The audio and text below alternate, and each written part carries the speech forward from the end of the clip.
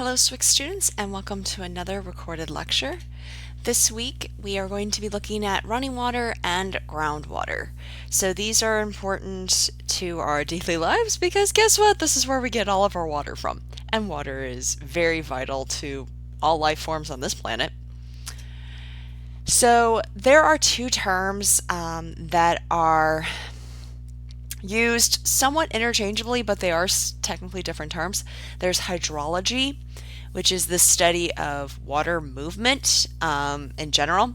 And then there's hydrogeology, which is the study of water movement through the earth.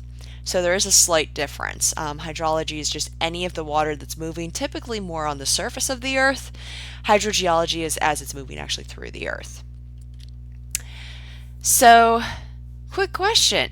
Where does the largest percentage of the Earth's fresh water reside? So fresh water specifically. So is it in glaciers, groundwater, lakes, oceans, or streams? So surprisingly, the largest proportion of our fresh water is not actually water, it is ice. Glaciers hold the largest percentage of the Earth's fresh water. And to be honest, we don't have that much fresh water on our planet. So this is the hydrosphere, which is all of the water on Earth in all of its reservoirs. Most of our water is in the oceans and seas, which means it's primarily saltwater. So almost 97% of our water is saltwater. The next highest percentage is glaciers and ice caps and snow. So that's about 2%, a little bit over 2%. This is over 68% of the fresh water of the planet. The next largest percentage of water is going to be our groundwater, our fresh groundwater. So there is a little bit of salt groundwater. We don't want that groundwater. That groundwater is not good. We'll talk about that today. But fresh groundwater is a little bit less than 1% of the total water. It's about 30% of our fresh water. This is our main source of fresh water, honestly. We pump out a lot of groundwater. And then we look at rivers and streams. Very, very small percentage of our total water, and also a very small percentage of our fresh water, but we do use a lot of water out of rivers and streams. So we're going to talk a lot about that groundwater today. So groundwater is water that lives in the pore spaces in rocks and sediments. So it will reside in the subsurface pore space. These are the open spaces between grains. The total volume of open space is called porosity. Porosity can be filled with water, air, hydrocarbons, anything else. Pores can also become filled with mineral sediment and other fluids, and that sediment can glue the grains together to turn them into a rock. Basically, the bigger the pores, the more water it can hold. We can have porosity be either primary or secondary. So primary is open space within a rock that was originally formed within the material. So this would be things like in a sandstone, the space between the sand grains. So this will include the voids in the sediment, vesicles and things like basalts and those volcanic rocks, open cavities in limestones, things like that. Primary porosity is going to decrease as you bury rocks because you will compact the rocks and they will become cemented, so that porosity gets filled in with cement.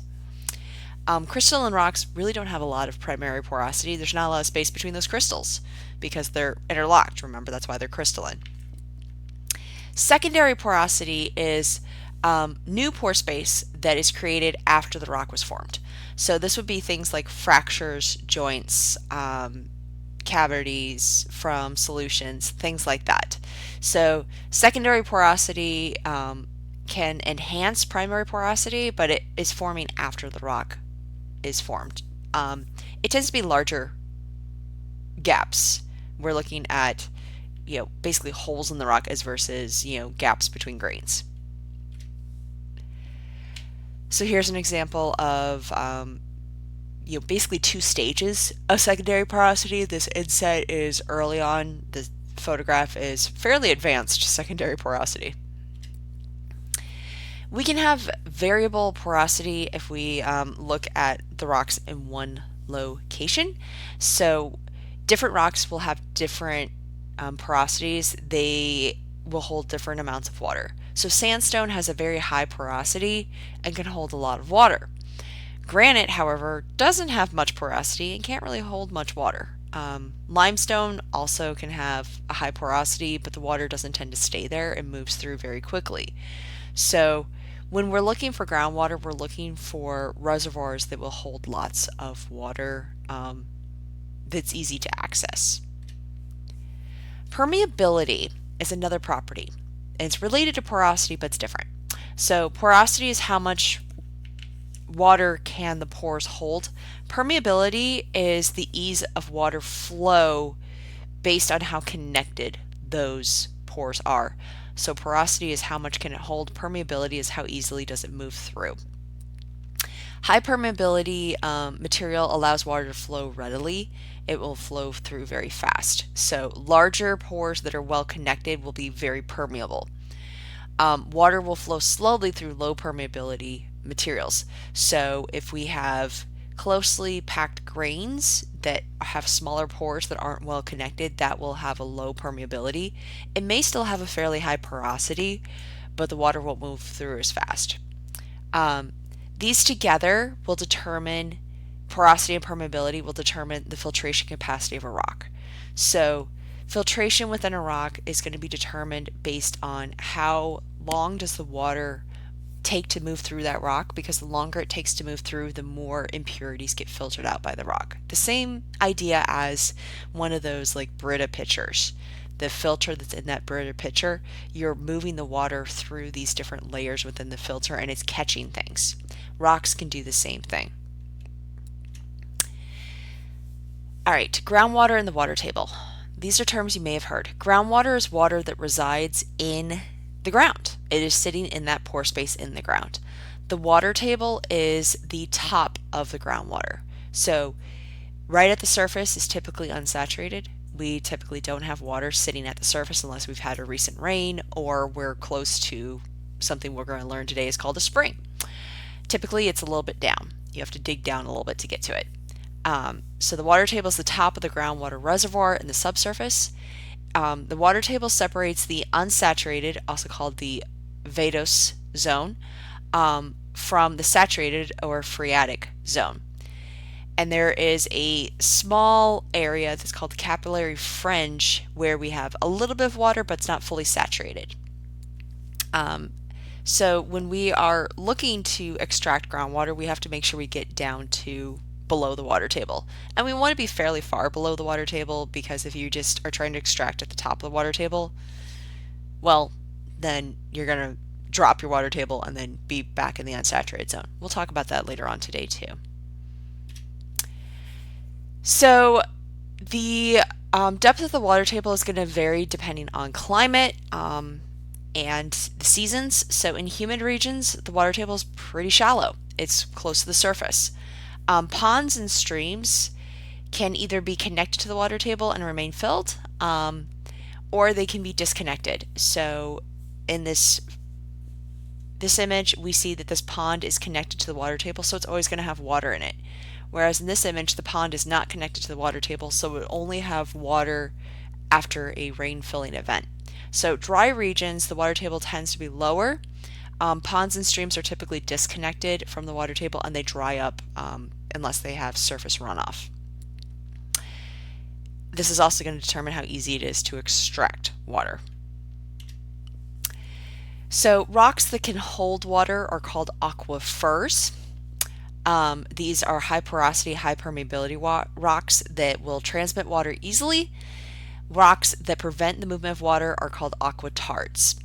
So an aquitard is low permeability. It hinders water flow. These are commonly interlayered. So we can have what's called a confined aquifer. A confined aquifer has aquitards on either side of it, so water is trapped in that aquifer. We can also have an unconfined aquifer. An unconfined aquifer will lie at the surface, and it can be easily contaminated because surface activities can infiltrate down into that. So a confined aquifer will lie beneath an aquitard. This makes it a little bit better of a water source because it's isolated from the surface and so it's less susceptible to pollution. And so this graphic is basically showing us that within the aquifers we have water in the pore space. The aquitards are basically a barrier that is preventing the water from moving between these two aquifers. Recharge is the process of putting new water into the groundwater, into the water table. So this is going to happen during rain events. So water will filtrate down through the unsaturated zone and then enter into the water table. These blue arrows are our groundwater flow paths. They are showing us how the water moves with the water table. So even beneath the ground, water is always going to go from high places to low places. So the groundwater will flow from recharge areas to discharge areas along these curved flow paths. It will infiltrate at recharge areas, which tend to be higher in elevation. Groundwater will exit the subsurface at discharge areas, which occur at lower elevations. This takes a significant amount of time. So we're going to see that some groundwater has been contained in aquifers for millennia. It takes a long time to recharge these things. We can remove it very fast, though. So this is an image showing us this idea of recharge. So we have several different aquifers shown here in different colors. The shallowest one, the water's only been there for a few years. The mid-range one, the water's been there for centuries. The deeper ones, water has been in there for millennia.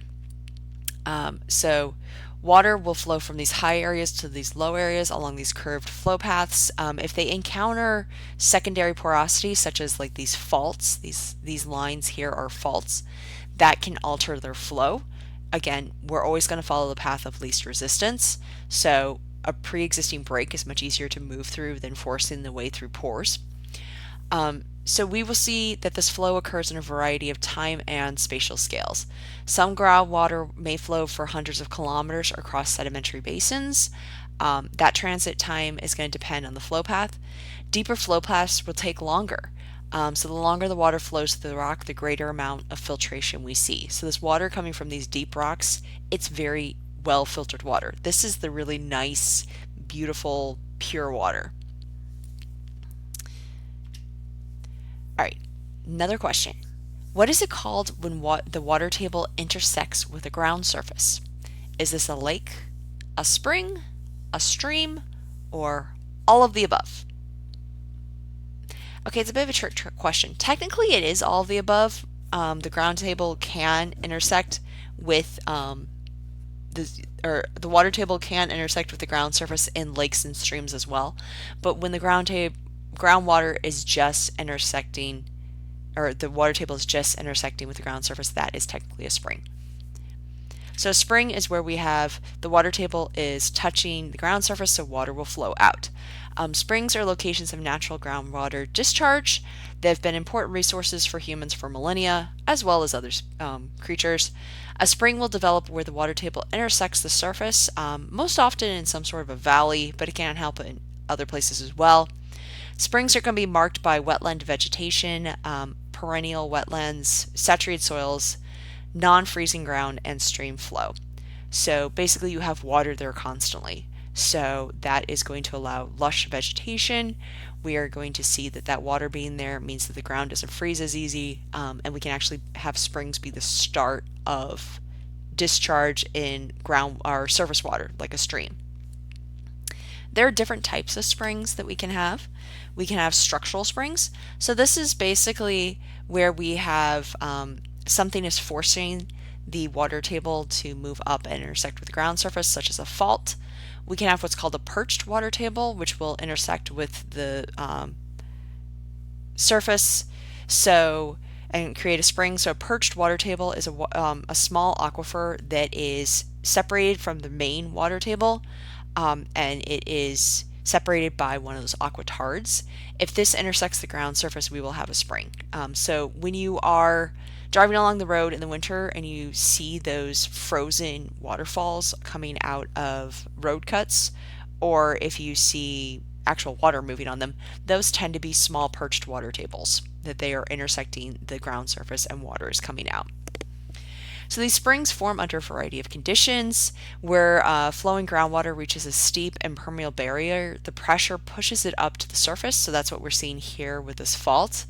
A seep develops where a perched water table intersects the surface. That's what we see here. So we call this a seep.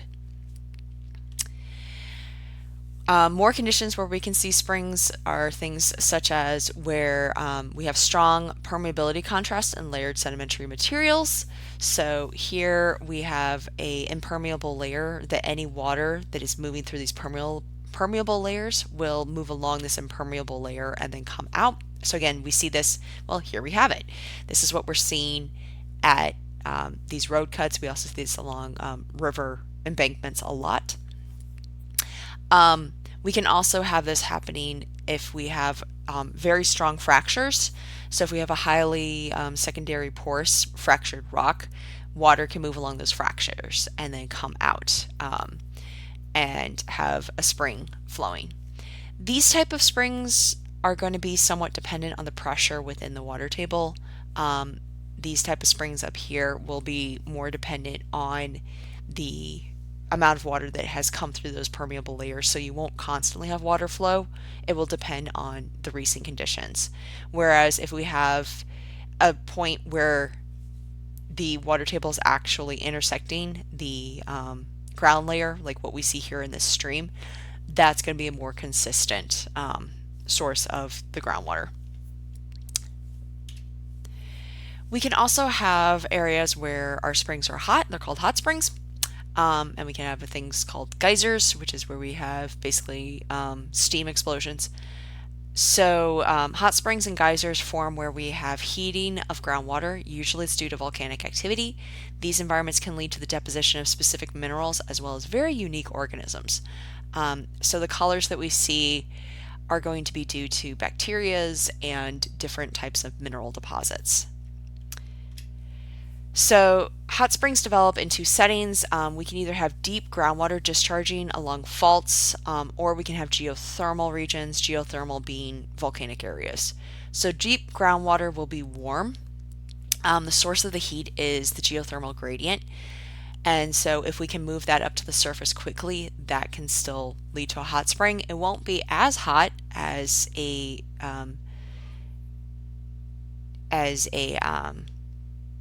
geothermal, from volcanic.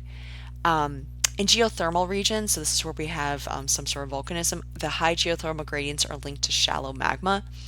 So the circulation of groundwater around that hot magma will heat the groundwater, and when that returns to the surface, it will remain still hot. And so we can actually have true geysers at that point and very, very hot springs.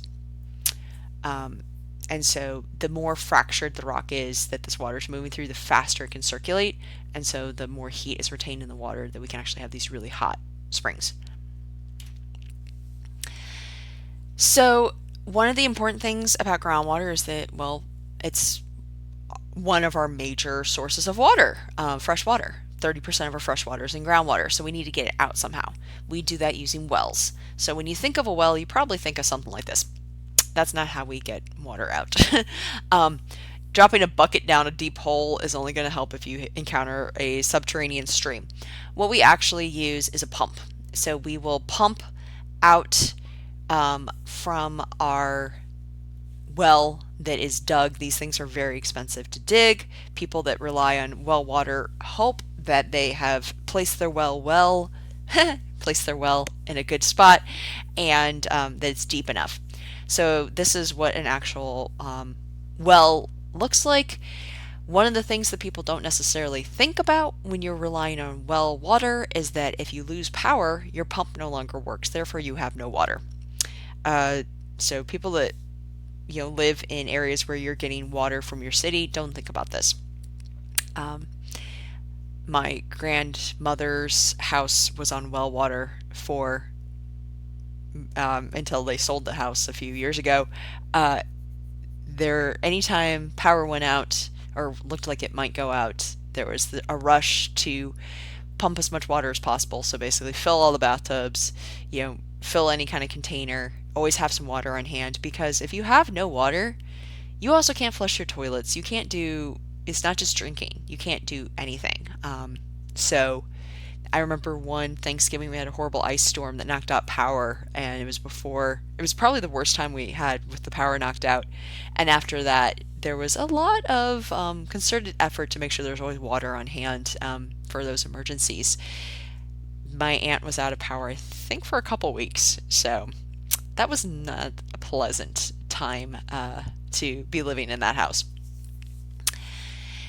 So one of the problems with the fact that we're drawing out groundwater is that we can actually have lead to issues. So we are pulling groundwater out extremely fast. So severe water table decline can actually alter surface water flow.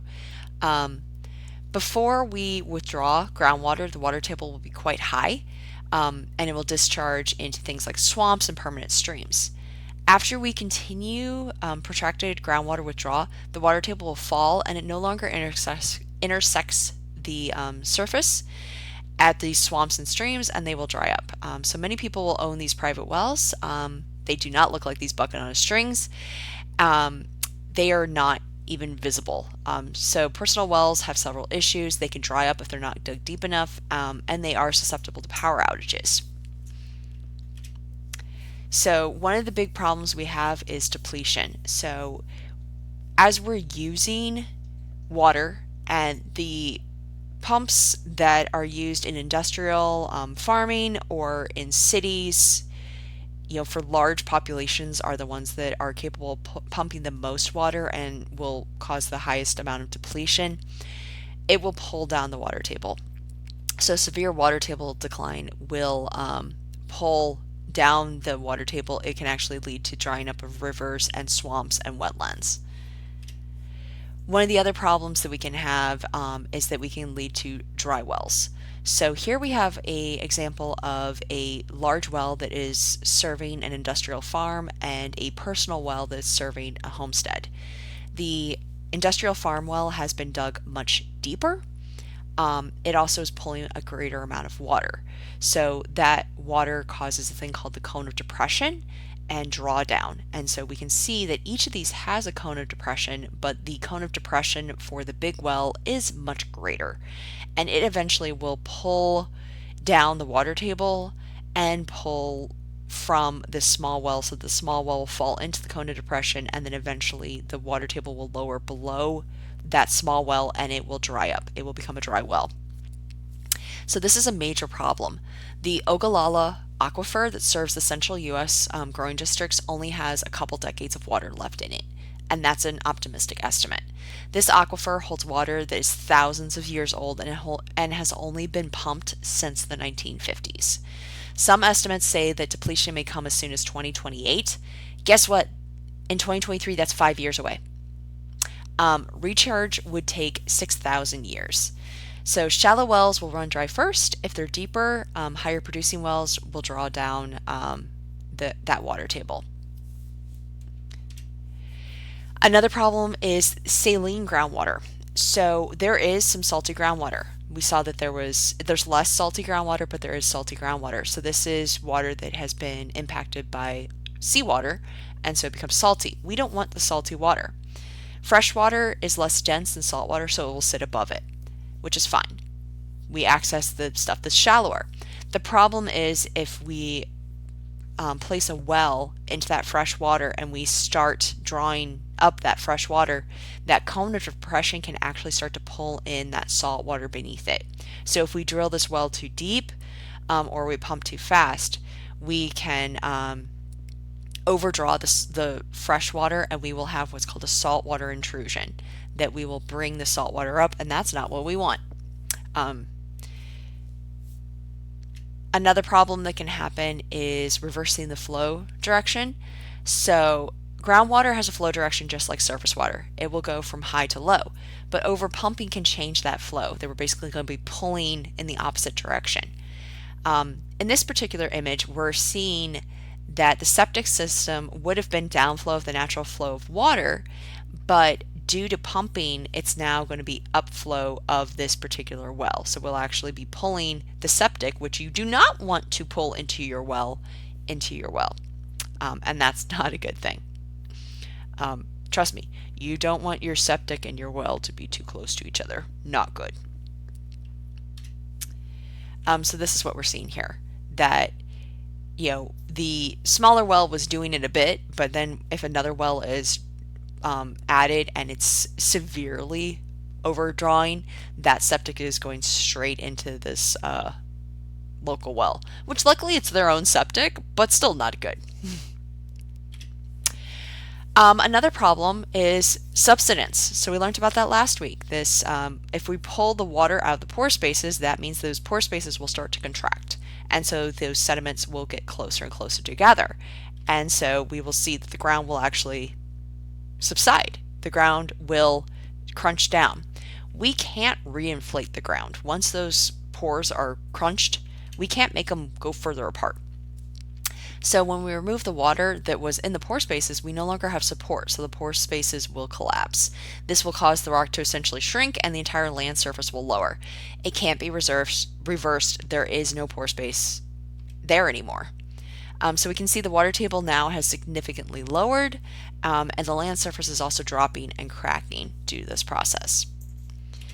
Big deal. Remember from last week when we talked about subsidence? Humans are pulling groundwater out at alarming rates.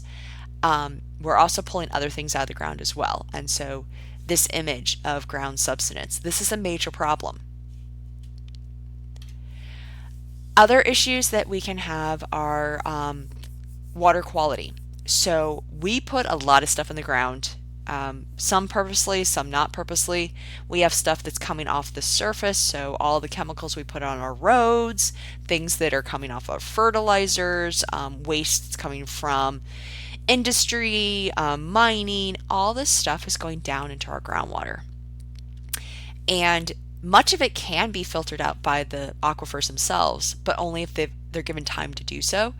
We're pumping faster than we can filter. So many of our human activities are contaminating our groundwater, and if it doesn't have a chance to filter out, that water will remain contaminated when we pump it. So surface water doesn't have any chance to remove those contaminants. So cities that use surface water, like rivers, as their water sources have to do significantly more processing. But it's still possible to have contamination. There have been news stories recently about one of the wells in St. Charles County being contaminated and being an issue, one of the city wells. So this is a problem, and it's going to just get worse and worse and worse. Groundwater can actually form magnificent landscapes. I talked about karst last week. So karst topography is a very specific example. So this is where we have the removal of calcite by acidic groundwater. So joints are wonderful conduits for water, and they expand as we start to dissolve away the edges.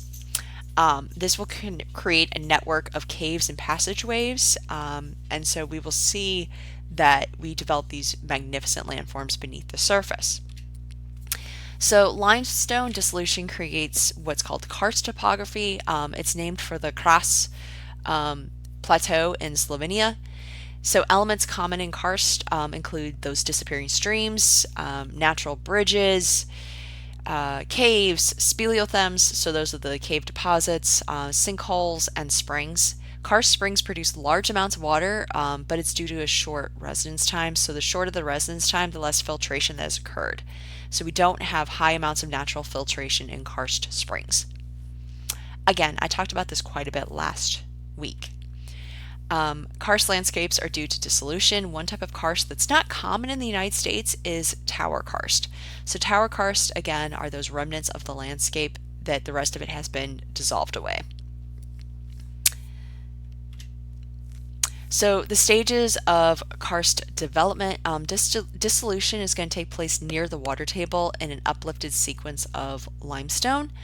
Downcutting by an adjacent river will lower the water table again. So that's what we're seeing here, is that we're removing material at the top of the water table. This river is going to start downcutting and it will lower the water table. This will now expose those previously formed caves.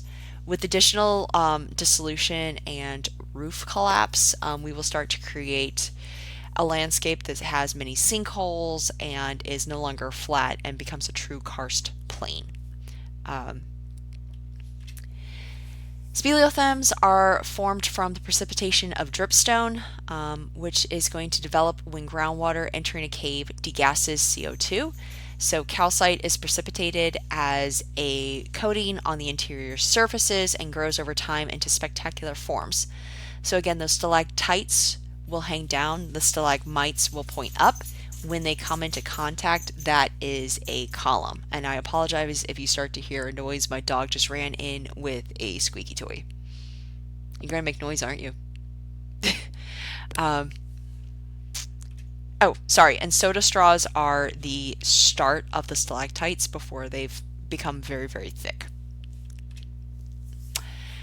Sinkholes can form from two ways. We can either have top-down dissolution, which will form more gradual sides, or we can have that roof collapse from the top of a cavern's roof getting more and more dissolved away.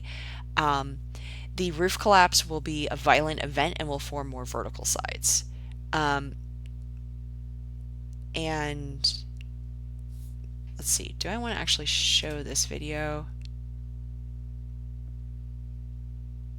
Okay, I am going to go ahead and show this video. This video, you've already seen some of these urban sinkholes, but it also has me talking about other sinkholes. So sinkholes.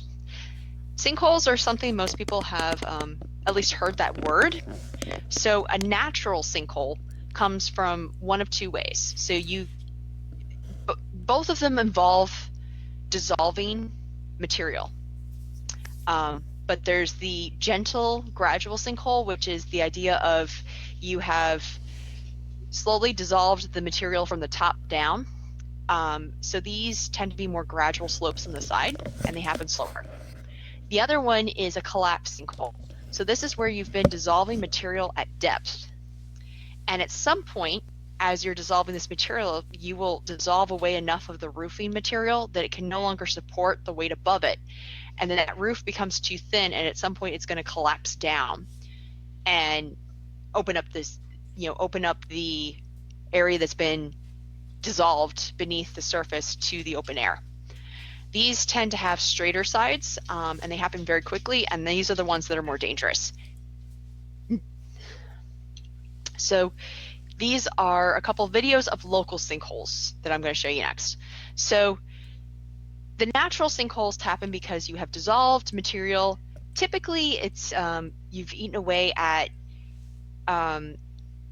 like limestone or dolostone, and then you've had collapse, or it's dissolved from the top down. In urban areas, you can get a lot of sinkholes that typically are it's still due to removal of material at depth, but normally it's from something like a water main is broken. And so you have a massive removal of material because you have a massive amount of water moving through. Hush, Gidget. You have a massive amount of water moving through, normally beneath a road or something, and it's removed the supporting material. So this is one that is in Queens Village, I believe.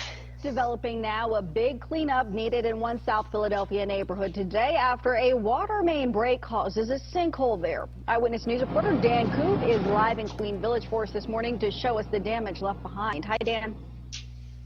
Jan, good morning to you. We're starting to see some of the neighbors, some people in the neighborhood come out, walk their pets, walk around and start poking around saying, what is going on over there? So we'll show you. This is a big water main break where, as you can see, the street has caved in on itself. Philadelphia Water telling us about 200 residents were without service, at least in part overnight. We'll show you some video about what it was like when crews were actually here as they were quickly trying to shore up a ruptured line, doing so in the rain that has been a constant in this area for hours. Philly Water also telling us about a 12-inch main is what gave way before the street did. Our crews responded to get the main shut down and obviously cordon off the area around the cave-in in the street.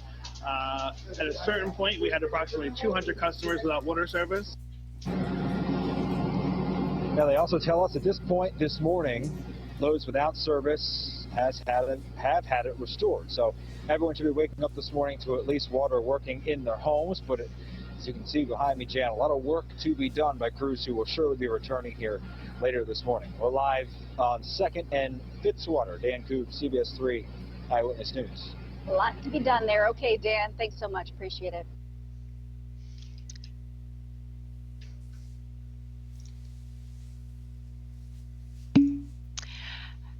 So this is, I believe that same sinkhole, just different videos of it. A sinkhole continues to rattle nerves in Queen Village. Here we go to 2nd and Fitzwater. A ruptured water main is to blame for that crater right there. Philadelphia Water Department officials tell us a 12-inch line burst. We spoke to those living in that area about this inconvenience. My dad works in water engineering, so I asked him why these kinds of things happen, so he was able to explain to me like what usually goes on. So sometimes he said it's a leaky main or the sewer would have been failing, which makes sense. They just repaved the road, I think, on Wednesday. Yeah, they just repaved it, so this road's been shut down like all week, so it's already been an inconvenience, and now seems like it's going to be much longer. Well, the Philadelphia Water Department says at one point more than 200 customers were without water, but for now, water is only shut off to those in a small area between Fitzwater and Bainbridge streets. All right. So again, that was the same one. This is a older video from, I believe, 2018 that shows sinkholes that occurred in, I believe this is Chester County, but that were associated with the Mariner East pipeline project. One local family is out of their home tonight in Chester County. 3 sinkholes popped up on one street, and neighbors say a pipeline being drilled right through their neighborhood is to blame. Sunoco's Mariner East 2 is supposed to run across Pennsylvania through Chester and Delaware counties. NBC 10's Brandon Hudson talked to a homeowner who's worried about what happens next. The sinkholes in TJ Allen's backyard are covered, but the fear remains. Well, I'd like to know if my house is safe. Allen says a sinkhole formed over the weekend in his yard and a neighbor's yard too, forcing that family from their home. He believes they're directly linked to the construction of Sunoco's Mariner East 2 pipeline in Chester County. A Facebook Live video shows crews from the State Department of Environmental Protection and Sunoco working to cover them up. There was 11 cement trucks that dumped 11 loads of cement in my yard. We first met Allen in November when he claimed pipeline construction caused this sinkhole to form on his West Whiteland property. He says these new problems started soon after the state granted Sunoco permission to start construction again. What's the point of the DEP if they can't shut Sunoco down? Allen says when that second sinkhole opened, it was deep enough that it could easily fit this car and truck inside. He also said the work is causing problems in his driveway. These cracks are now wide enough to fit a pin inside. Have you started looking anywhere else to where you want to live, or? No comment. This is atrocious situation for the constituents of my district. This is potentially a dangerous situation. We talked to Pennsylvania State Senator Andy Dinniman today. He wants the state to halt drilling again. This pipeline goes adjacent to schools. It goes adjacent to retirement communities and nursing homes. We made numerous phone calls and emails to Sunoco, but they did not respond by our deadline. In West Whiteland, Brandon Hudson, NBC 10 News. So again, like I said last week, urban sinkholes. Okay, I didn't realize I had that on there. So again, like I said last week, urban sinkholes are not an issue in just one city. They're an issue everywhere. And it only gets worse with more and more urbanization. So sinkholes. Already talked about that. Okay. So groundwater is the second largest source of fresh water, but it's much more easily accessible than frozen water. It's often mined as a resource. Residence times will determine the level of filtration, so the longer the residence time, the greater the filtration. It is not an infinite resource, and it can be and is very quickly being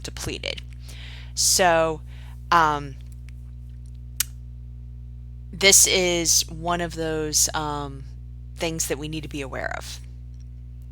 Next, I'm going to talk about streams. So streams are surface water. So this is looking at how water moves across the surface of the earth. So streams are the visible part, or one of the visible parts of the hydrosphere.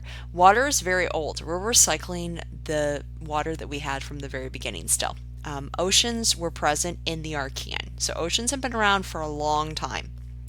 By the end of the Archean, we had like something like 90%, I believe, of our oceans. So we're just recycling this water. We're not getting new water. We are just recycling it, going from stage to stage. It is possible to take some of that salt water and turn it into fresh water. It's expensive to do so and very energy consuming. So it's better to conserve our fresh water. So again, the hydrologic cycle is how we have this flow of water from one reservoir to another. This also includes water in the atmosphere. There is water in the atmosphere. So now we're going to be looking at our rivers and streams, which I will note is significantly lower than our atmospheric water. So the surface water is less than 1%, way less than 1% of all fresh water. So we're looking at lakes, rivers, and streams. It's way less than 1% of total water, way less. But it's even less than 1% of our fresh water. So that's pretty amazing to think about. So stream flow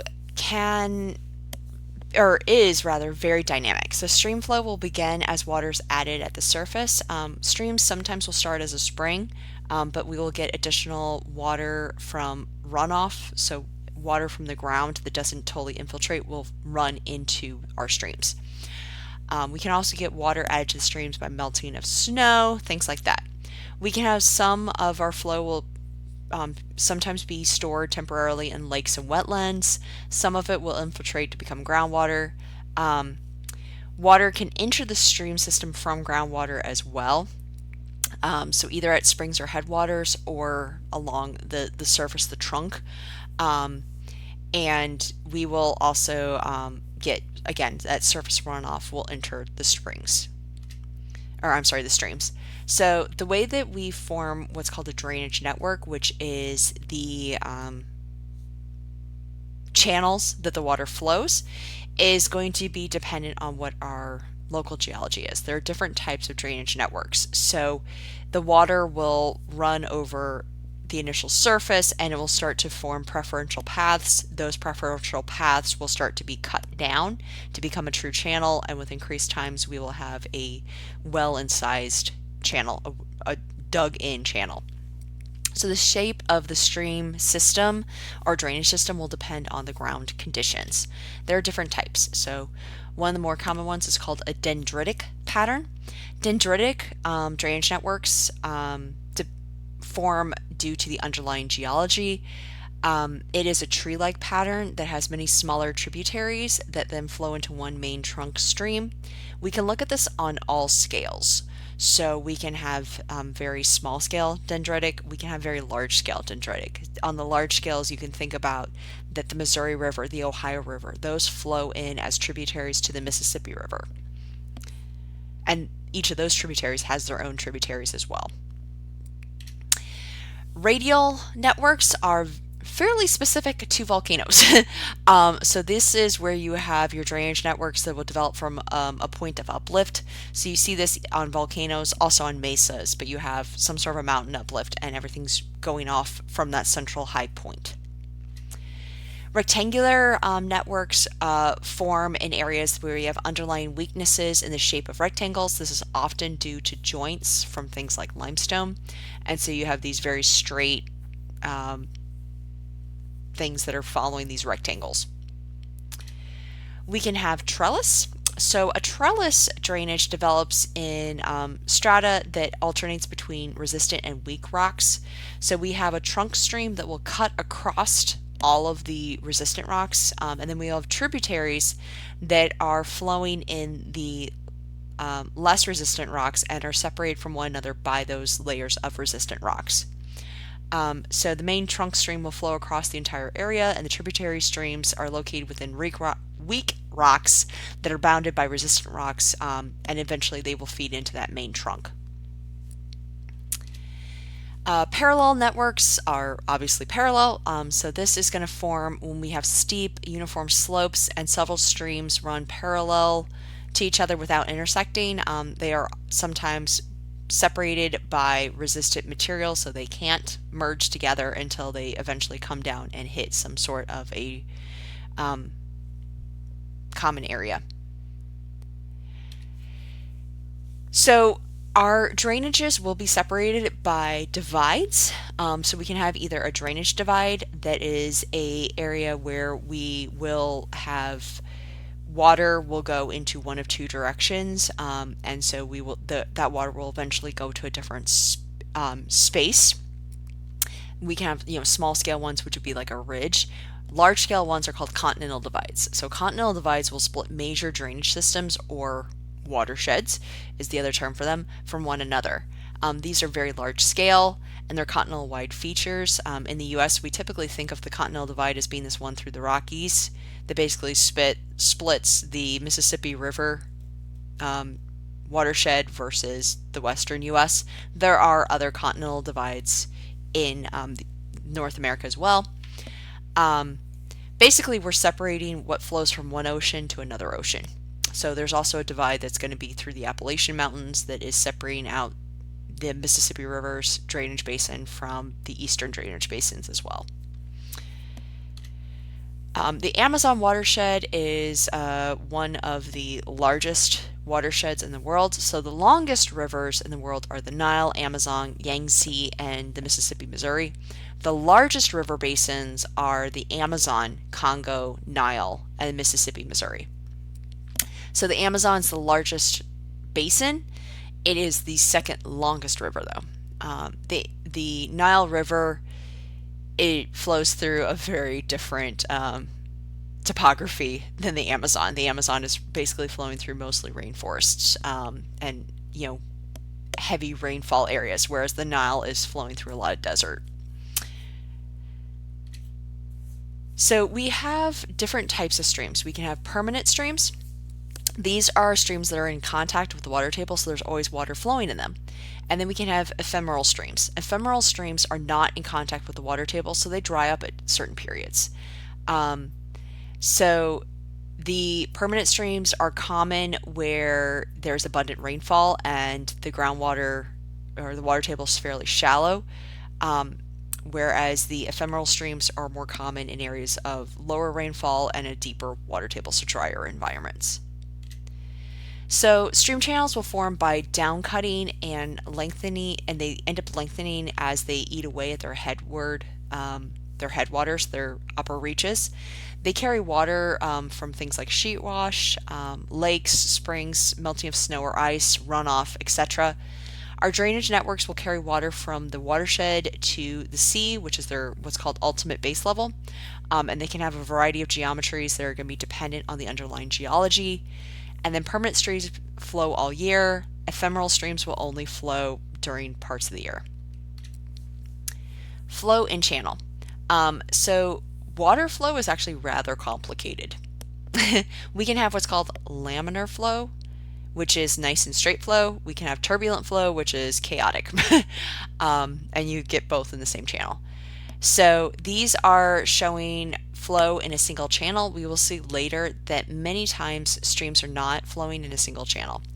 The fastest flow will be in the center and the deepest areas. We see that flow will change as we go around bends. So we'll have faster flow on the outside of bends, slower flow on the inside. Where we have faster flow, we tend to cut away more. Where we have slow flow, we will deposit. And so water doesn't flow, it flows in a predictably unpredictable way. I'll say that. Discharge is going to be the amount of water that flows in a channel, it is going to be measured by looking at the size of the channel as well as the amount of water flowing through the channel.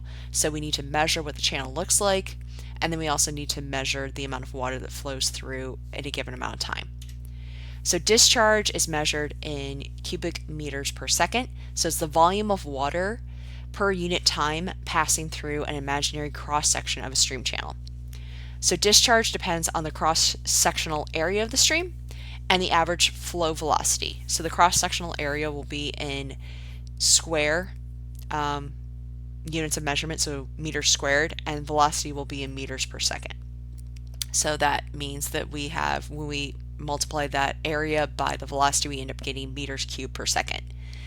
For reference, the discharge of the Amazon River is 200,000 cubic meters per second. That's a lot of water. Much greater than the Mississippi. Sorry about that. Streams move more than just water, they also move sediments.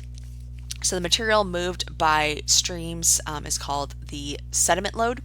Sediment load is divided into bed load, which are the large bits that are bouncing along the bottom of the bed.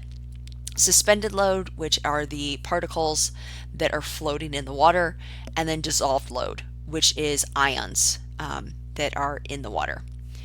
So the amount of material that can be moved is going to be dependent on the velocity of the water. Faster moving water can move larger and more material than slow moving water. Saltation is the movement of the bed load by bouncing clasts along the bedrock, and so they bump into each other. So the smaller stuff will move during regular flow. During a flood, we are going to move significantly more material.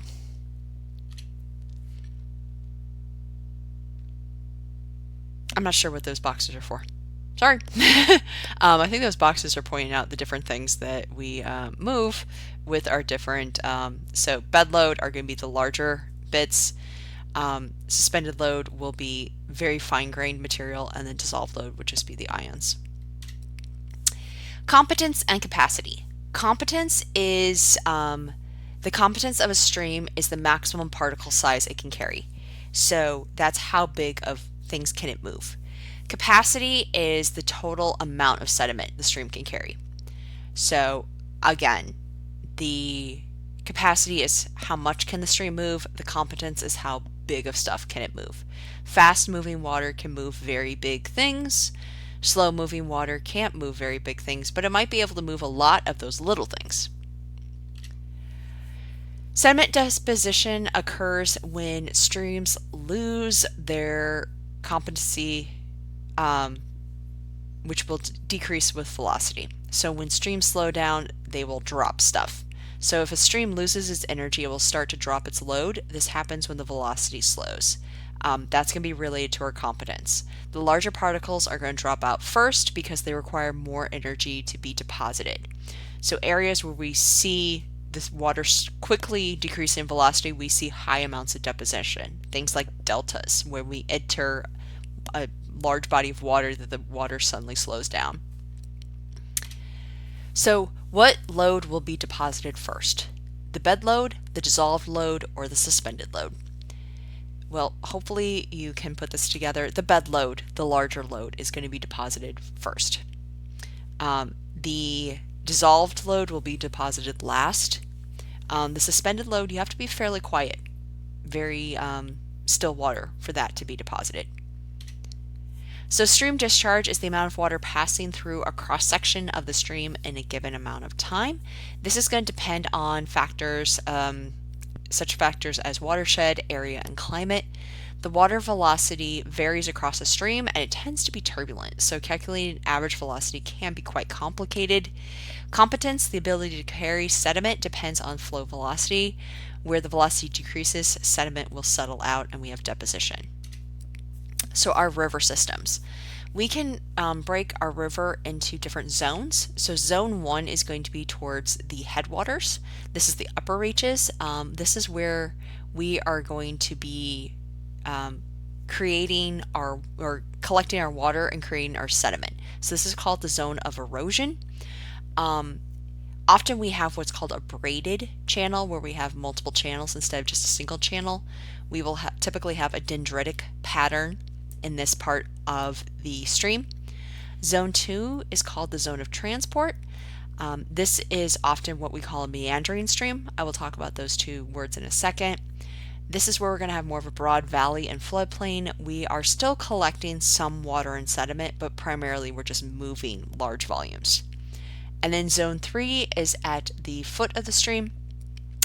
This is the zone of deposition. This is where we lose our velocity. So we're going to deposit our material either as a delta or an alluvial fan. A delta is what happens when the stream water enters another body of water and suddenly slows down. Alluvial fans happen when the stream enters a flat area of land and suddenly slows down. So here we're going to see the velocity will slow significantly, and therefore we have a high amount of deposition. We will see throughout this process that the gradients will continually decrease. So by the time we get to zone 3, we have a very low gradient, that the stream doesn't have much slope. So our stream channel patterns themselves can be either braided or meandering. So a braided stream is where we have multiple channels that are crisscrossing each other in a larger network. And so these channels get choked by sediment, so flow is forced around these sediment obstructions. So they diverge and converge, creating sand and gravel bars. So this is one stream, but it has many small channels within that larger stream. The other channel pattern we can have is called meandering.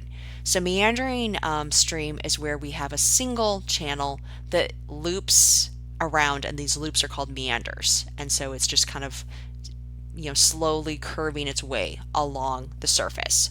These happen in lower gradient portions of the stream, lower energy portions of the stream. So the longitudinal profile of a stream is how it changes as we move from the headwaters to the foot. At the top, at the headwaters, we tend to have a very steep gradient. So we're at higher elevations, we are moving at the rise over run, the slope is much greater. As we move closer to what's called base level is the lowest part of the stream, that gradient will get less and less and less. So the mouth of the stream, the foot of the stream, is going to be the where we hit base level. Ultimate base level will typically be the ocean. We can have local base levels as well, where we might hit like a small lake. So they will change quite a bit from the beginning to the end. So we tend to have these V-shaped valleys, these deeply cut valleys towards the head of a stream. We get broader and shallower as we move towards the mouth. And when we get down to these meandering portions, we will have a broad floodplain with a channel that moves back and forth through it. So our valleys can be different shaped. So we can have U-shaped valleys and V-shaped valleys. So V-shaped valleys are deeply incised, that we basically are cutting down because we have a lot of energy. It's a steep gradient here. So we're cutting down through the strata. That will cause this strata excuse me, to slump into the stream channel, and we're basically removing much of this material to make this steep V-shaped valley. This is if our strata is fairly similar strength, that we don't have strong competency in our strata.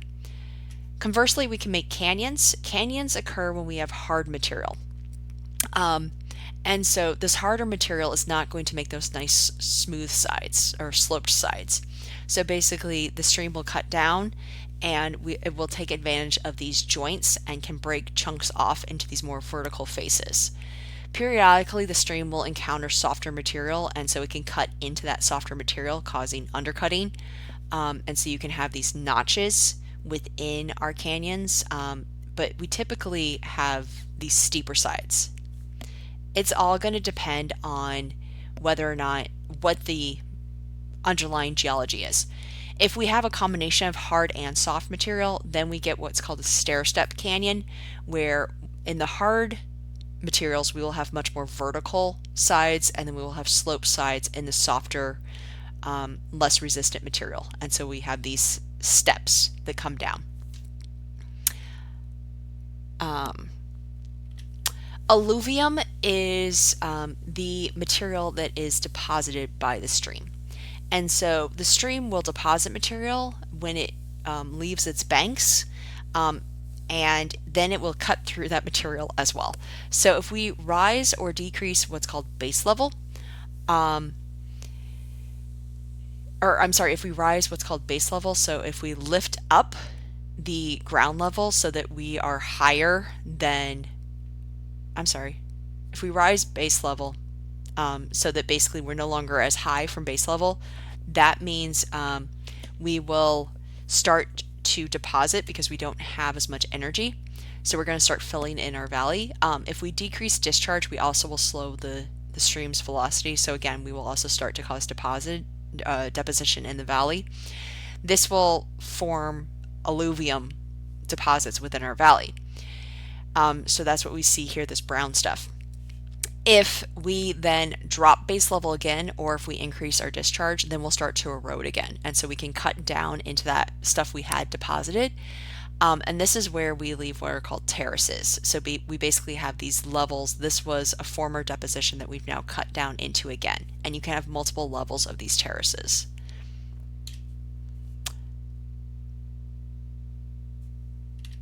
I already talked about that. I'm not sure why this is back in here again. So meandering streams have their own set of profiles. So most of meandering streams, they tend to happen in the middle portions towards the end of the longitudinal profile in the gentler gradients. So meandering streams will become more sinuous, more snake-like with time. So meandering streams are going to move back and forth across what's called a floodplain. And they're going to have this lateral movement because they will continuously be cutting away at what's called the cut bank. The cut bank is the outer part where the water is fastest, and they will continuously be depositing with what is known as the point bar, which is the inner part of the curve where the water is slowest. So we will cut away at our cut bank and deposit in our point bar. As we keep moving laterally across, eventually, this one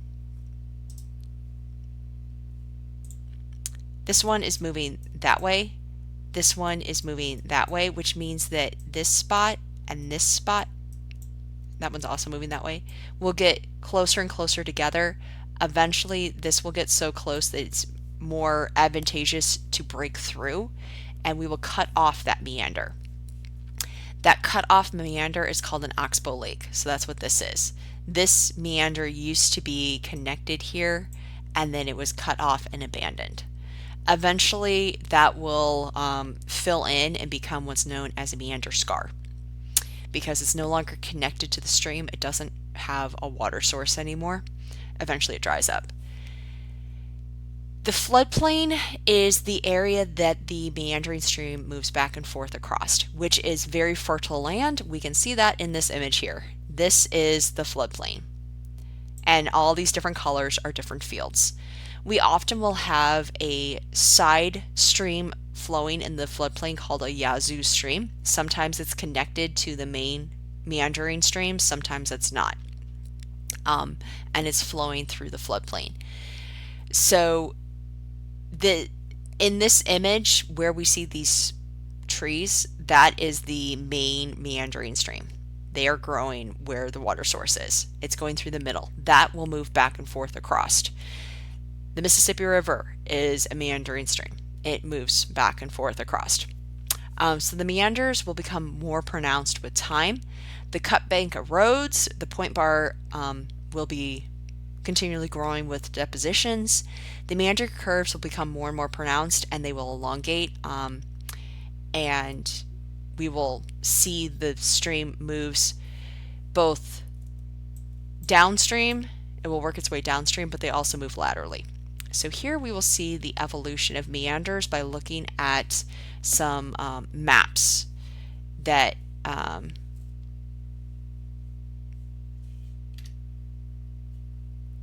through different time. Okay, so we're going to look at these maps through different time of this meander moving. So here we have 1939. Well, the next one we'll see will be 1951. So we can see these meanders start to move. So they're going to move in that direction, but they're also going to move in these directions. We will eventually see a cutoff here. So we're seeing these things move through time. So the way that they're doing this is looking at maps. They're also looking at aerial photography when it's available. That's what we're seeing in the background. So we can see these things can move fairly drastically, between these different times. So I'm going to go back and show that one more time. There we go. There it goes. So this is north of Grant City, Missouri, apparently. This is just an example of a fairly small stream that is moving with time. We can see this in larger streams too. If we look at historical maps of the Mississippi River, we can actually see the meanders moving, which is pretty cool.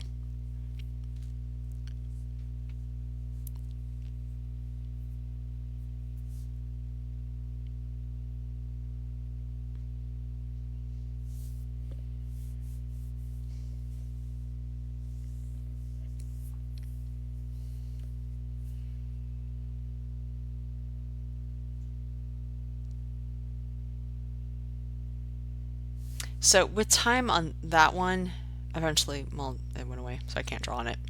Eventually, those meanders get cut through and you will have oxbow lakes. So we will continually erode away at this cut bank here, whoops, because that is where we have the fastest flow.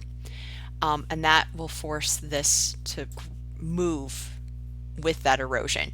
The slowest flow is where we'll have deposition, that's the point bar. So we will keep moving and eroding, and so we also are eroding on this side, so we're basically moving, that one's going that way, that one's going that way. Eventually this will become so extreme that the energy to move around this meander will be more than it is to just break through, and that's what we call a cutoff. And so then we form an oxbow lake. So we'll cut off that what's called the meander neck. So the highest velocity water is on that outer bank and erodes the cut bank. The slowest velocity water will deposit in the point bar. So if you've ever canoed or whitewater raft, when you go around a bend, your boat or whatever you're on will want to always go to this side because that's where the fastest water is. That's also typically where the trees are because they get pushed into the fastest water. So we're going to see that the cut bank gets more and more accentuated. Material gets cut away. We tend to have more of these steeper sides in the cut banks, and then we'll have more gradual sides in the point bars. Yeah, that's what I wanted to say there.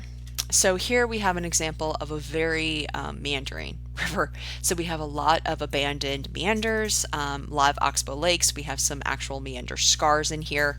So these down here will be actual meander scars. So they're filled in oxbow lakes. So we can see that like here, sorry, my dog just woke up. We can see here that there is a meander neck that's about to be cut through. This one's also about to be cut through. So it's all about what's easiest.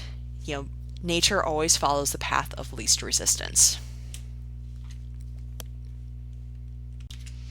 So at the end of our streams, we can have a couple things happen.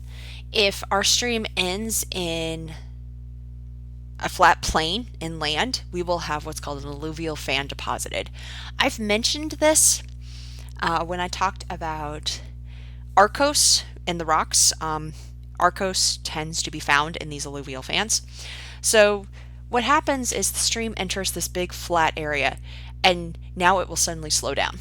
And that means it's going to drop all of its material. It will drop its material and that means that it's going to have sudden deposition. So we're going to have this pile starting. The stream will actually start to form this fan shape because basically it's going to follow the path of least resistance. So it's going to move back and forth, depositing all of its material. We're going to have the more coarse material towards the top, the finer grained material towards the bottom. So these are fan-shaped structures that build at the base of a mountain front. The sediments will drop out rapidly with a change in the gradient. That we're going from steep streams to more a lower gradient. The coarsest material is going to be found near the mouth of the canyon. The sediments will grow more fine and thin as we move further out into the fan. Deltas are what happens when we have our streams depositing into water. It's the same idea as a alluvial fan, only now it's in water. We can have different shapes, so we can have fan-shaped deltas. We can also have what are called bird's foot deltas. So the Mississippi River would be a bird's foot. The Nile River would be a fan-shaped. So we will have additional streams on top of the delta. They're called distributary channels that we go from our main channel, and it breaks off into several other channels. It's basically, again, that path of least resistance, that we are always trying to follow that path of least resistance. And again, it's this idea of we're at a very low gradient and suddenly we're moving into a larger body of water, so our velocity drastically drops. And so all of the load is going to be dropped right there at the mouth of the stream. So deltas will change with time. They will evolve with time. So the main channel feeding a delta may jump to a new location. This is a process called avulsion. This will be to establish a steeper, shorter path to base level. The Mississippi River has undergone avulsion several times in the past 7,500 years. This is preserved in remnant delta lobes, as they're called. So we can see that we're currently following this path here, but in the past we have been, so F was the previous one, which is over here.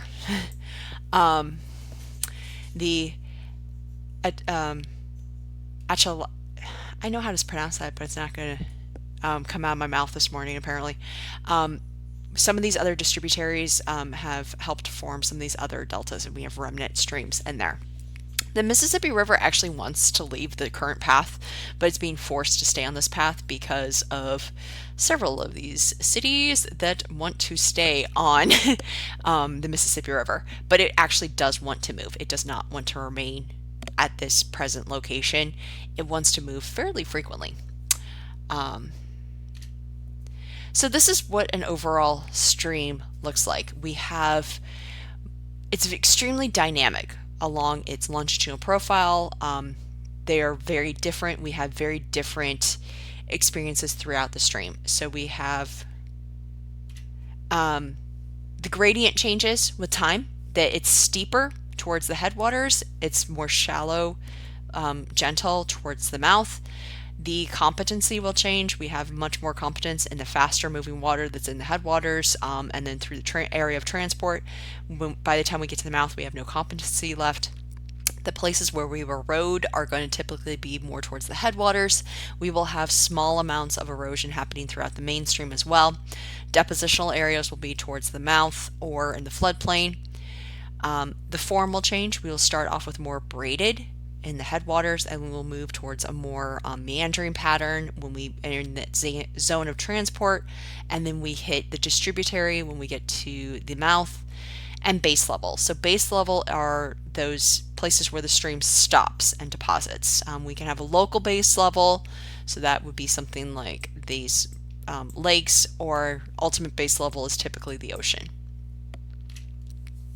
So stream erosion and deposition will lead to distinct landforms. Streams tend to have steeper regional gradients in their headwaters, where they carve canyons and valleys. Streams that have significant amounts of sediment become braided. Those that are flowing in snake-like paths are meandering. We have either alluvial fans at the mouth of canyons, in deserts, or deltas building out in standing water. So the evolution of a drainage basin will change with topography. So if we have uplift, that means we will start to have downcutting. We have more energy. We're at higher elevation, so we can start to get downcut. And we will cut through our material, and eventually we can actually form floodplains in what originally would not have been a floodplain.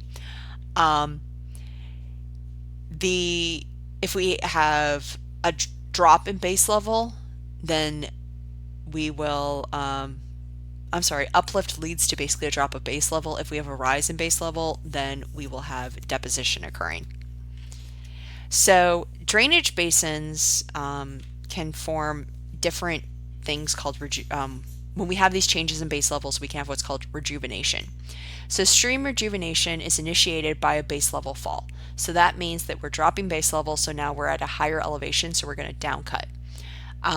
So meanders that were initially developed on a gentle gradient are now going to basically chainsaw down through the rock. They have now this energy to start cutting deeply, incising into the rock.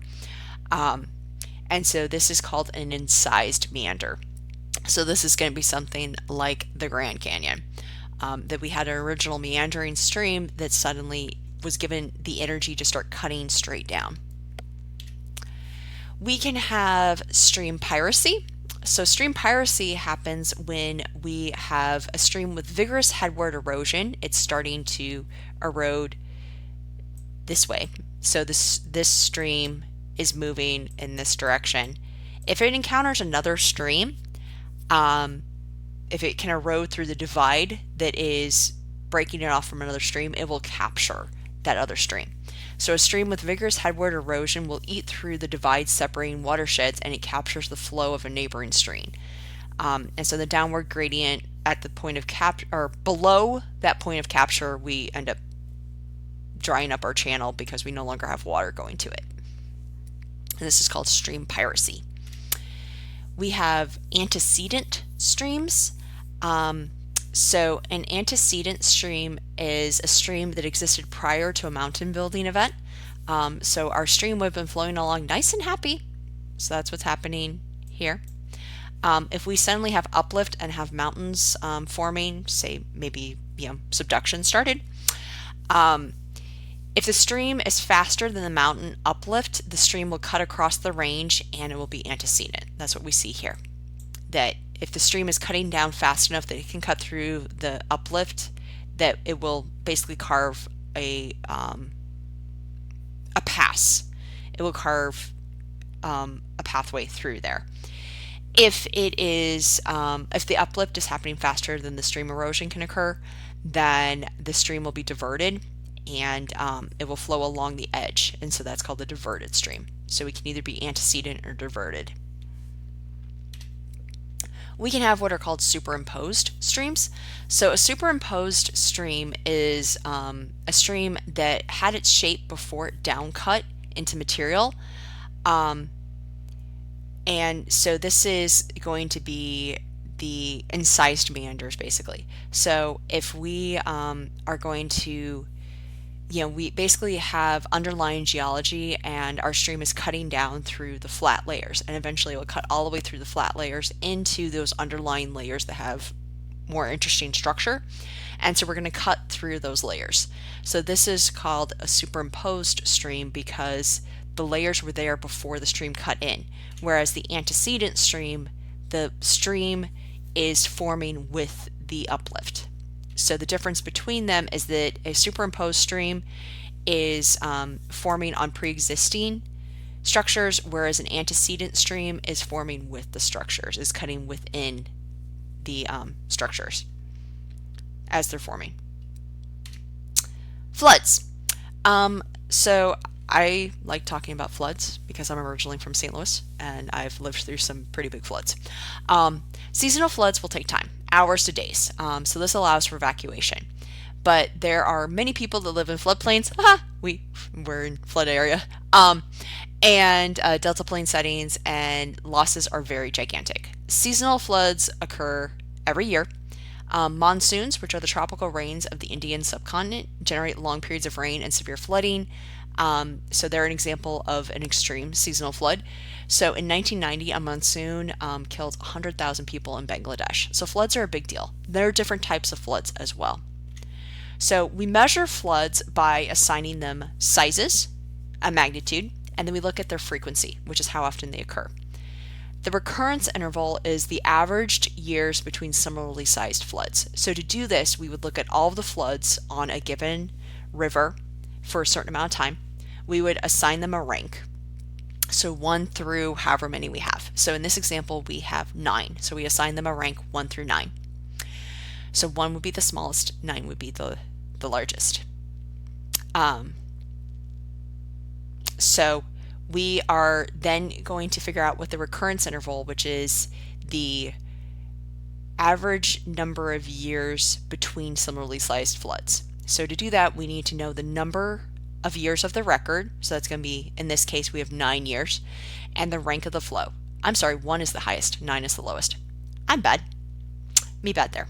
So 1 would be the highest in here, 9 would be the lowest. So if we were trying to figure out what the recurrence interval for that highest flow of this data set would be, our number of years is 9, our rank is 1 if we're looking at the highest one.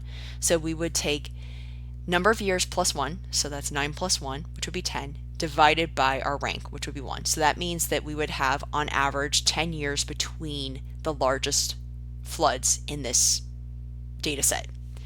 If we were looking at the rank 5, we would see 9 plus 1, because we have 9 years in our data set, divided by our rank 5. So we would see on average that size flood every 2 years. So if the recurrence interval is 10, this is called a 10-year flood. So you have about 1 event of this size occurring in every 10-year period. That does not mean that you have 1 every 10 years. It means you have 1 in every 10-year period. You can have 1 back to back. And then not have 1 for 20 years. So it's a probability of a 10-year flood in any given year would be 1 over 10 or 0.1 or 10%. So these are all probabilities. And again, it's not saying what the average, it's an average time between them, but it's not saying that if you have a 10-year flood, you're not going to have another one for another 10 years. So the caution here is do not extrapolate beyond 2 times the number of years of data. So if you only have 9 years of data, you can't start talking about 50-year floods. Where do floods occur? Floods can occur anywhere on a stream. Flash floods, which is a quickly rising flood that happens very fast and also disappears very fast, can also occur anywhere.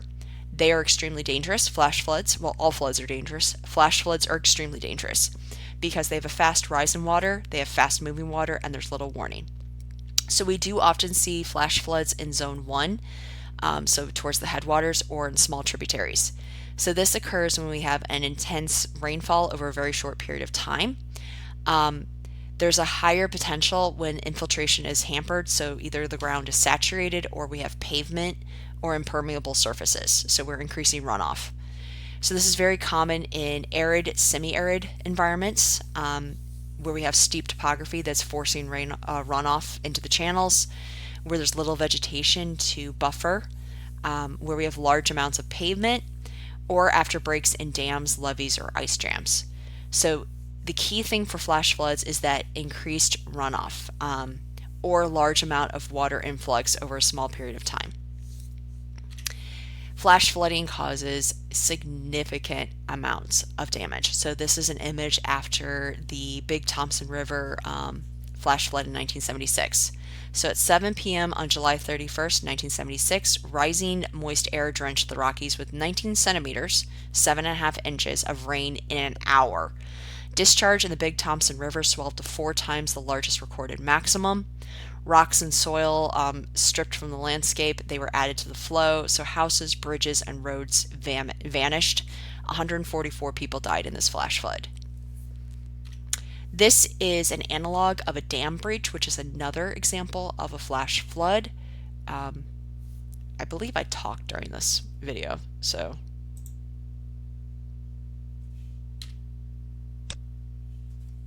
So this is a video showing a dam breach. So they have built an artificial dam, and they will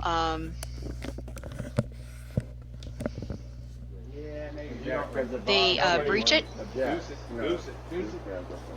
So they've built this earthen artificial dam, and they are slowly trying to form a breach, and they want to measure how fast the rest of the dam is destroyed by that little breach to start. So this was a fairly small area that was breached into this earthen dam, but water's very, very powerful. So we can see that water has started flowing out. They have several cameras running, and they flip back and forth between them. But water's running out now, and this is underwater at the beginning. Really liquefied at the bottom. So we can see that the water is coming out. They have those beads as markers on the top. So we can see that those beads are going to start coming out faster and faster. We can also see that this has gotten wider. It's going to get wider and wider and wider. We're also cutting down here. So we can see things are starting to move much faster. I might shoot the toe here. It's starting to really. And we also have a wider area here at the top. You can see it's down cut quite a bit as well. Oh my. Yeah. She's gonna make it. Yeah, you're just in time. It's just starting to break. Everybody, please remember that there are cameras Camera's right there, so. You can stand behind the ladder. Yeah, behind the ladder is fine. So you can see the water's coming out faster and faster and faster. And now we can see that we're starting to have collapse within as well. So we're starting to break out some of the bottom now.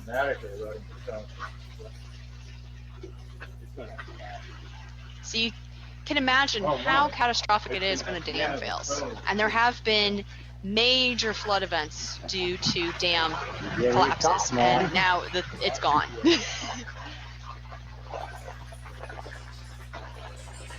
Okay, you can quit, Chris.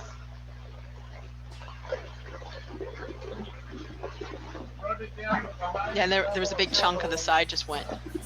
Water is very, very powerful.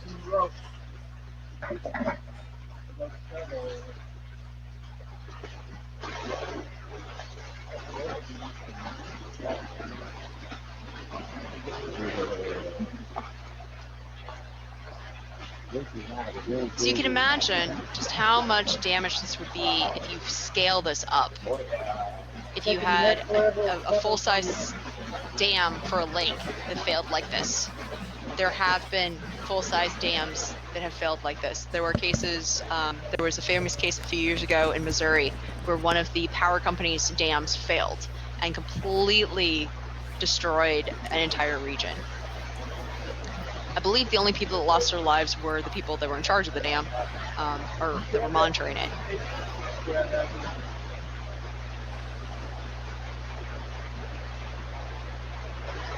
And there's still more water coming. They've basically destroyed the entire dam, and there's more water still to come.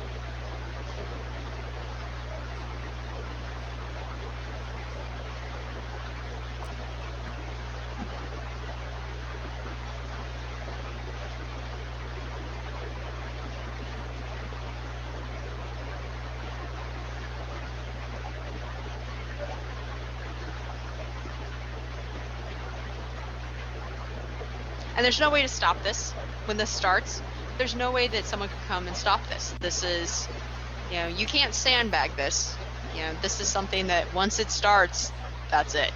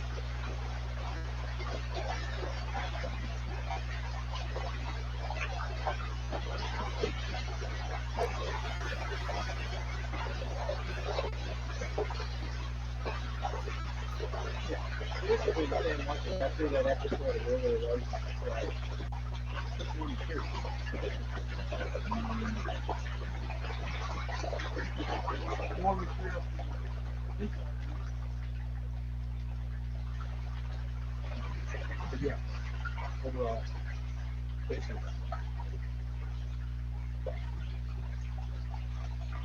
I'll just switch off the wrong. Yeah.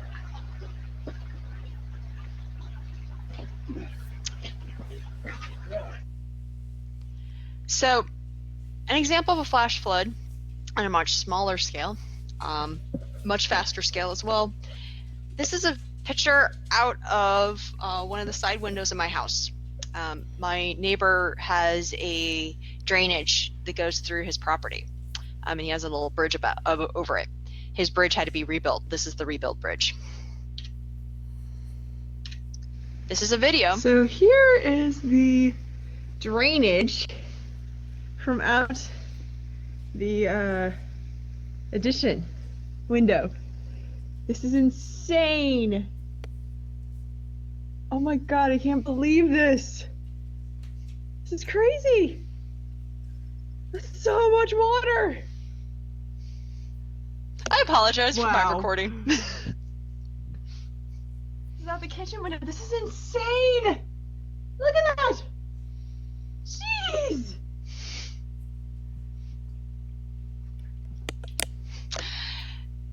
And my dogs were looking at me like I was crazy too. I apologize for my voice during the recording. Normally when I'm teaching this class, I can mute that. So I will say that I'm pretty sure when I took that video, the bridge was not actually there. So I don't think it's above the bridge at this point. This happens routinely in the property next to my backyard. This is because the drainage system just gets overwhelmed and it just fills up this area, and then it's normally gone within a few hours. So that is a flash flood, an urban flash flood.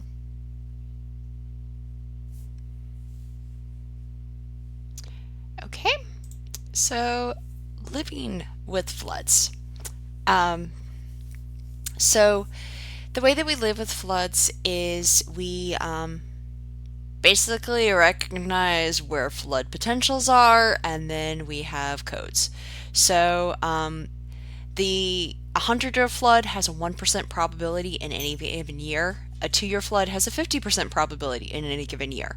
So obviously the bounds of the 2-year floods have more restrictions. You don't want to build in there. The 100-year floods, it's kind of taking your chance. So flood risks are borne by the homeowners, insurance companies, lenders, and government agencies. Hydrologic data are used to produce flood risk maps, which allow regulatory agencies to better manage risks. Building in flood-prone settings is tightly regulated, or it should be. So we look at the areas that would be covered by a 100-year flood, areas that would be covered by a 500-year flood. In this case, the blue are the 100-year flood, the 500-year flood would be the blue plus the green. So people living in the floodplains have a hard choice. They move or realize that you're going to have a flood at some point.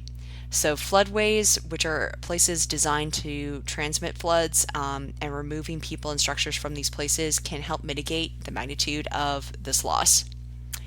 I'm now going to show you a video that is again from one of my prior lectures because I like this. I've already talked about it. I talked about it well. I also have the news video pre-closed captioned. This is looking at the Mississippi River. So in this video I will break into the news footage to point out some of the landmarks that are still there. I used to teach this in Pennsylvania, so no one had actually been along, 64 out in Chesterfield. So, heading towards the Missouri River. So some of you may actually recognize the settings of these places. This is looking at floods along the Mississippi River, which is, the floods are drastically underestimated on the Mississippi River, I will say. So here's a case study of the Mississippi River. The textbook I was using only did it through 2008. this continues, and I believe I have a couple of videos showing this. So 1973 was a 100-year flood. There were a few deaths, about $1.2 billion in property damage. It was minor compared to what we would see in 1993 and 2008. The Great Flood of 1993, the flood of 93. I was there for this. I remember this distinctly. It was much greater than 1973. It occurred all summer. This was flooding on both the Mississippi River and the Missouri River. So the Missouri River enters the Mississippi River at St. Louis. So there was massive flooding in the entire area, and the floodwaters didn't recede all summer. There were about 50 people died and $15 billion in damage. There was major flooding in 2008, mostly in June. About 24 people died and $9 billion of damage. We're talking $1 billion of damage. So these are all 100-year floods. 3 100-year floods in the past 45 years. Begs the question, are these actually 100-year floods?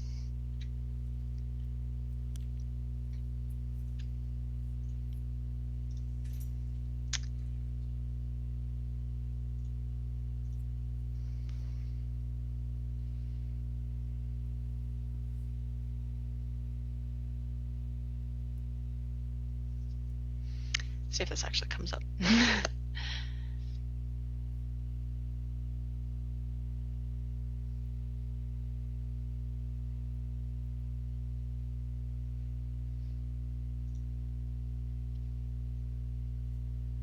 So this is the Wikipedia page for Mississippi River flooding. 1543, that would, be via historical documents and landform evidence. 1734, 1788, 1809, 1825, 1844, 1851, yada, yada, yada. Let's go to the more recent ones. So 73, 75, 79, 83, 93, 2002, 2008, 2011, 2014, 2017, 2019. These are not 100-year floods.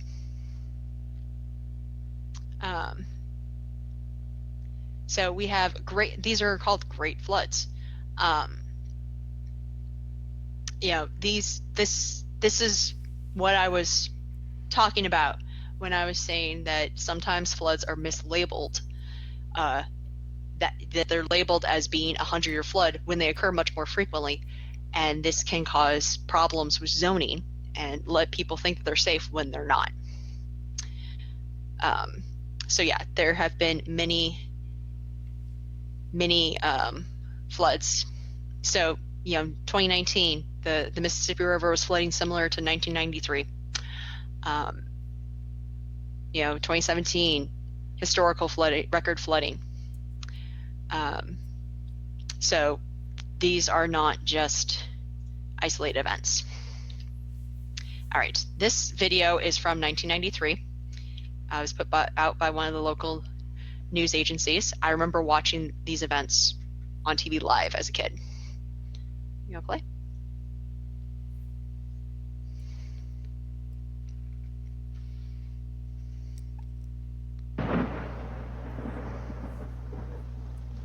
There had been some spring flooding along the Missouri and Mississippi, but that happened every few years. A couple of feet of river water on a few low-lying areas.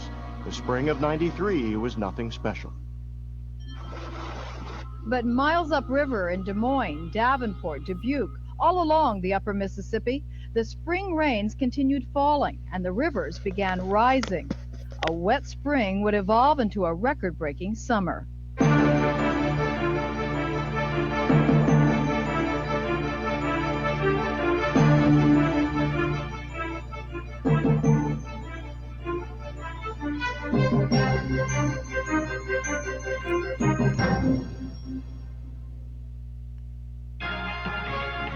First it was an annoyance, then it became a major disaster, but new predictions put the Mississippi flood crest at 45.5 feet in St. Louis.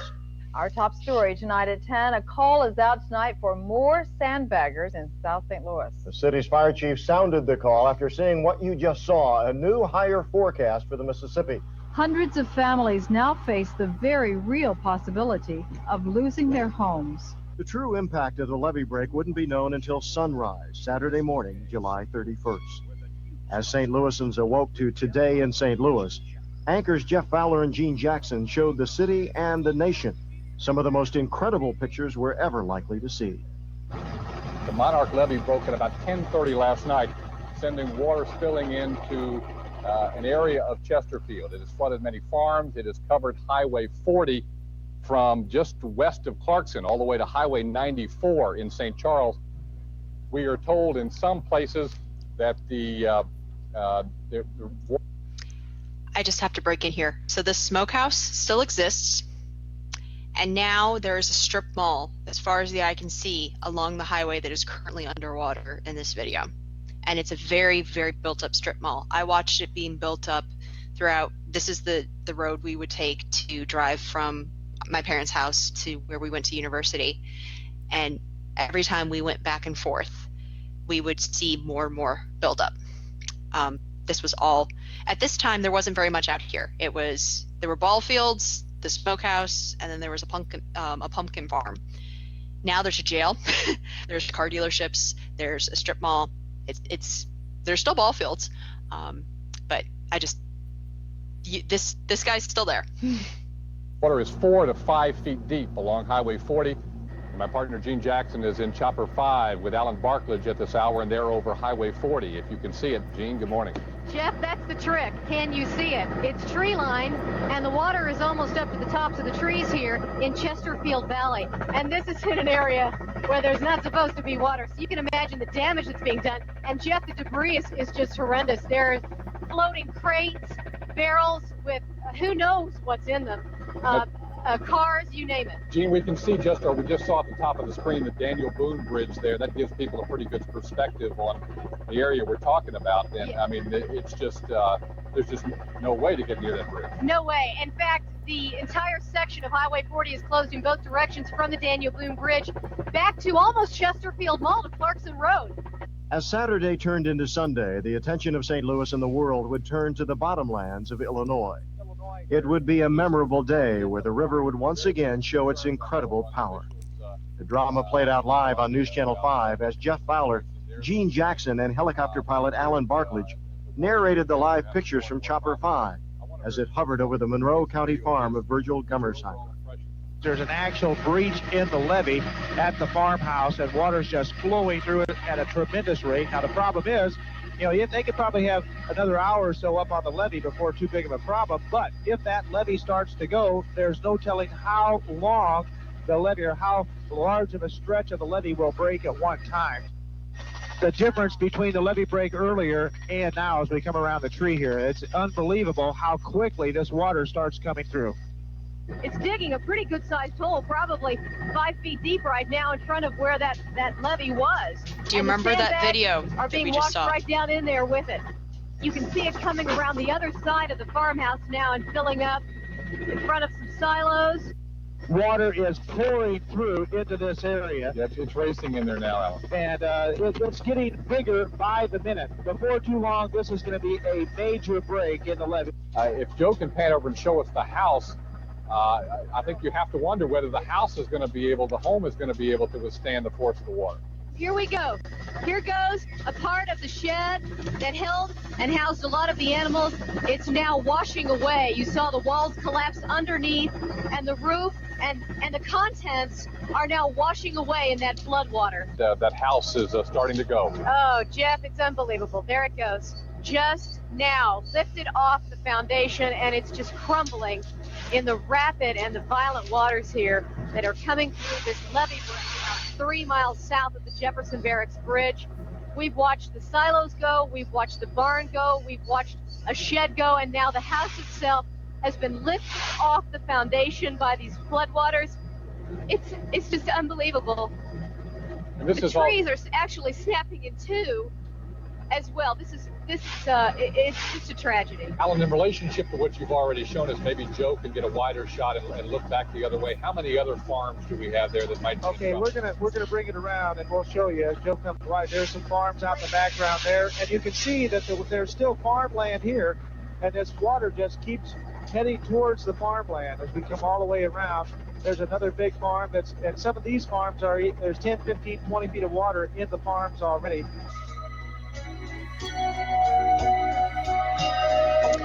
My apologies. Gidget is crying right now, so if you can hear her, my apologies for that. All right. So that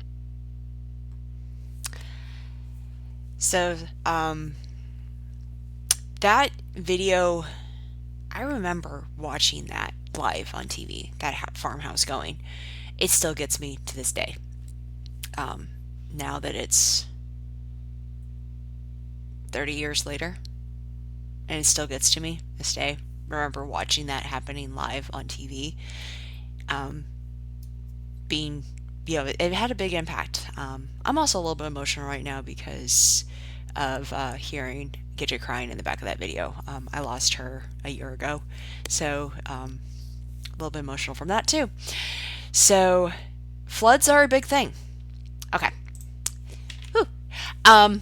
So we have floods can cause major damage. They submerge floodplains and delta plains at certain times of the year, which is why those floodplains actually make such great farmland, because the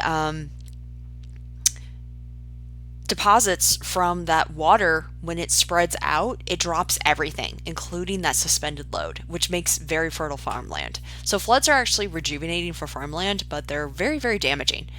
Flash floods come up very suddenly and subside very suddenly as well. And then I talked about superimposed streams. They have their shape before they cut down to the rock, whereas antecedent streams will cut while the land is uplifting. So antecedent streams are forming with the uplift, superimposed streams form afterwards. And the last thing I want to show you is the pre-lab video. I'm going to pause this while I open it so that it is going to be more seamless. Okay, so now we have our pre-lab video. Let's go to English. Okay, so here's our pre-lab video, which is about 10 minutes. Hi there, this is Callan Bentley. Welcome back for another pre-lab video. This week in lab, it's all about water. We're going to take a look at water that's running over Earth's surface and also water that runs underground. When you see water running over Earth's surface, you might well wonder where it all comes from. If you follow a stream far enough upstream, you'll eventually find that you get smaller and smaller tributaries, and ultimately the source of water is the rain. This is a picture from your lab manual showing the water cycle. The power source for the water cycle is the sun, and basically as the sun adds energy to water on Earth, that water tends to evaporate. Evaporation puts water vapor in the air, and then that water in the air can condense to form clouds. Those clouds can be the source of precipitation, where water falls back down onto Earth's surface. It could fall back into the sea, could fall onto the land. Now, if the water falls onto the land, there are essentially three options. One is it can evaporate again and go back into the atmosphere. A second is that it can soak into the ground. It can infiltrate, and that basically produces groundwater. Or it can run off over the surface and run downhill until perhaps it gets to the sea again. And that would be an example of running water.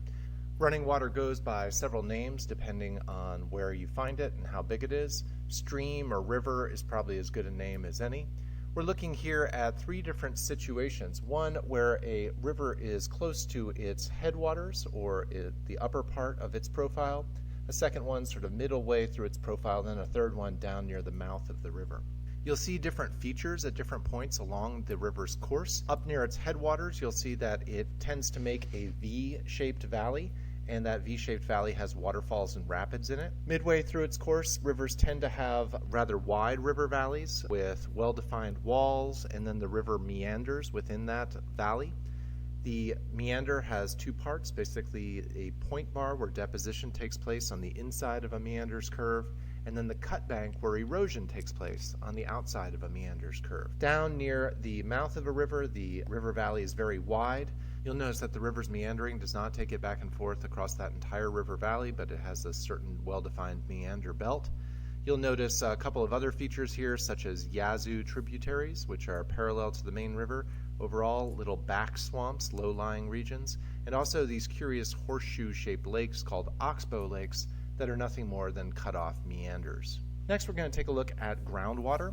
Groundwater is the water that occurs in the little empty spaces called pores that we find between mineral grains and soil particles underground. If you dig a hole in your local forest or backyard, that hole will basically eventually cut through the water table. The water table represents the top of the zone of saturation in the subsurface. And while there is some water sticking to soil particles in the unsaturated zone above that, the empty space between the mineral grains is largely filled with air. One lab activity you might do this week is to measure the permeability of different types of geological substrates. This could be sand or soil or some other kind of particles, and you're going to put them in a funnel with a little cotton wad at the bottom and then pour water through, and then you're going to basically time how long it takes for that water to go through and figure out how much water actually made it through and how much was actually retained by the substance you were pouring it through.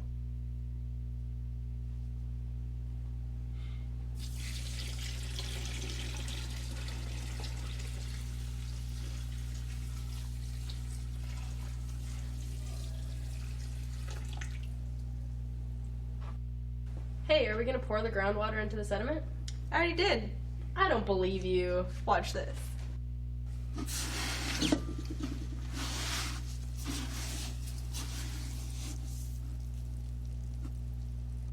Another activity you may do in lab this week is to contour the water table, the surface of the groundwater underground. And you might wonder how you can possibly draw a map of something that's underground, but basically you can use the elevation of the ground surface, as shown here with the brown data. These are elevation contours wrapping over the ground surface, and they're in feet above sea level. And then you also have some well data here. The blue dots represent well locations and the depth from the ground surface down to the top of the water table. So here's how this works. Let's take a look at this example over here in the left. We've got a well location, and it says 35 feet down to the water table, and that sits squarely on the 450-foot contour. So all you have to do here is a little bit of math. 450 minus 35 gives you 415. So the top of the groundwater, the water table in the subsurface, is 415 feet above sea level. All right, let's go ahead and do that with a couple other examples up here toward the top, 410 and 370 if we do the math there. Now down in the lower left, we've got another example, but this one's not sitting exactly on a contour. So we're going to need to be creative here in how we figure this one out. So the way this is going to work is you're going to divide up the zone between the contours where you do know the elevation, 400 and 350, and then you're going to divvy those up into equal increments. In this case, 390, 380, 370, and 360. And the well location is closest to 390.